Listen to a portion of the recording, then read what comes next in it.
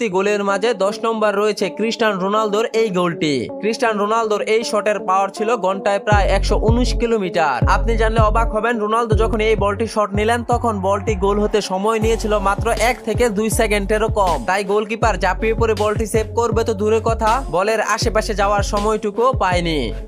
Number 9, 1997 সালে ব্রাজিলের footballer Roberto Carlos ফ্রান্সের বিপক্ষে ফ্রি-কিক থেকে এই গোলটি করে ফুটবল ইতিহাসে করেছিলেন এক অন্যতম রেকর্ড। মাঝমাঠ থেকে ফ্রি-কিক নেওয়া এই বলের গতি ছিল ঘন্টায় প্রায় 138 কিলোমিটার। রবার্তো কার্লোসের এই বলটি শুধু গতি নয়, পৃথিবীর বিজ্ঞানীদেরকে আজও পাগলের মতো ভাবিয়ে তোলে। জি হ্যাঁ বন্ধুরা, বলছিলাম রবার্তো কার্লোসের এই ফ্রি-কিক গোলটি মেরেছিল গোল পোস্টের বাহিরে, কিন্তু কিভাবে যে 138 কিলোমিটার গতির এই বলটি শূন্যে ভাসা অবস্থায় গোল পোস্টে ঢুকলো তা আল্লাহ মাহবুবই ভালো জানে। আর ঠিক এই কারণেই আজও এই গোলটিকে ফুটবল ইতিহাসের সেরা একটি গোল বলা হয়।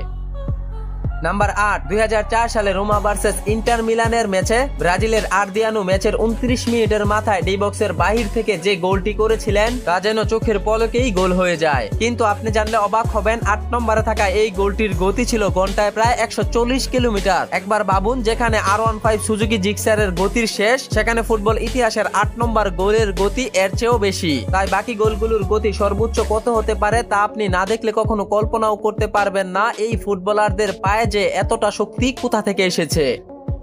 7 নম্বরে থাকা এই গোলটির গতি ছিল ঘন্টায় প্রায় 150 কিলোমিটার। রোনালদো এই ফ্রি-কিক শটটি এতটাই জোরে কিক করেছেন যে বলটির গতি ছিল প্রায় 150 কিলোমিটার। আর দেখুন, গোলকিপার এক পলকেই চমকে উঠেছিল, কারণ তার চোখের সামনে দিয়ে বলটি চোখের পলকেই যেভাবে গোল হলো তা তাকিয়ে দেখা ছাড়া গোলকিপারের আর কোনো কিছুই করার ছিল না।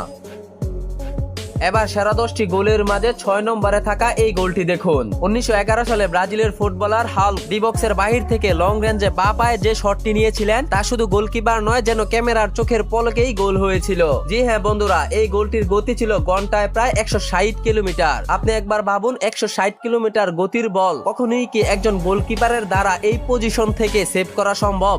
নাম্বার 5, 2012 সালে সুইডেনের ফুটবলার জালাতান ইব্রাহিম পিএসজির বিপক্ষে এই গোলটি করেছিলেন। প্রথম অ্যাটাকের বলটি ডি বক্সের ভিতর থেকে বেরিয়ে আসার পর দৌড়ানি অবস্থায় জালাতান ইব্রাহিম যে দুর্দান্ত শটটি নিয়েছিলেন তা ছিল সত্যি অকল্পনীয়। জালাতান ইব্রাহিমের এই পাওয়ারফুল শটের বলের গতি ছিল ঘন্টায় প্রায় 170 কিলোমিটার।